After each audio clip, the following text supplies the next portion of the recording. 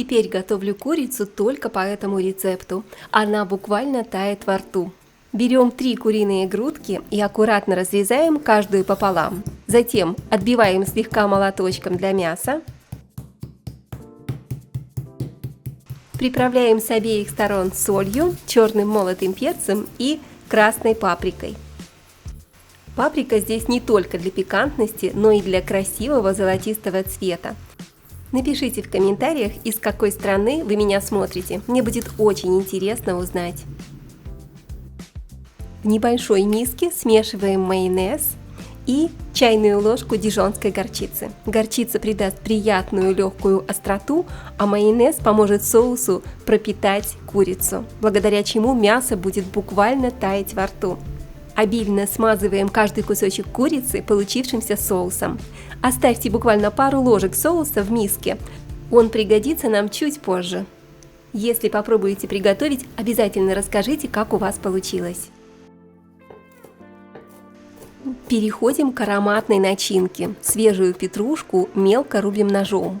Зелень сразу подарит блюду яркий аромат. Отправляю петрушку в миску. Мелко нарезаю чеснок и хорошо измельчаю его при помощи ножа. Чесночный аромат в этом блюде – это просто улет. Обязательно добавляйте чеснок. Отправляем нарезанный чеснок в миску к петрушке. Теперь возьмите кусочек любого сыра, который вы найдете в холодильнике, и тоже натрите его на терке. Я использую сыр моцарелла, потому что он хорошо плавится, но вы можете взять любой сыр, который вы любите в вашей семье. Добавляю тертый сыр в миску с чесноком и петрушкой и все хорошо перемешиваю.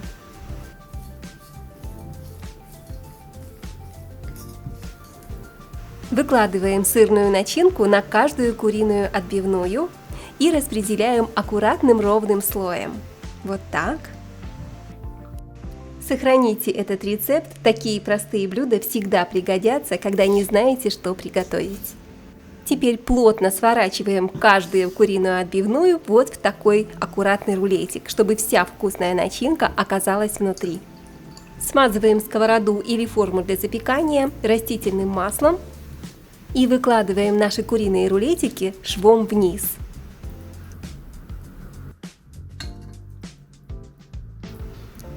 Сверху смазываем рулетики оставшимся майонезно-горчичным соусом. Так курица получится особенно нежной, сочной и с красивой золотистой румяной корочкой. Отправляем курицу в разогретую до 180 градусов духовку на 35 минут. За 5 минут до готовности посыпаем курицу оставшимся тертым сыром и возвращаем в духовку, чтобы сыр расплавился. Вы только посмотрите, какая это вкуснятина! Обязательно попробуйте приготовить курицу по этому рецепту. Получается очень сочно и вкусно. Эта курица просто тает во рту.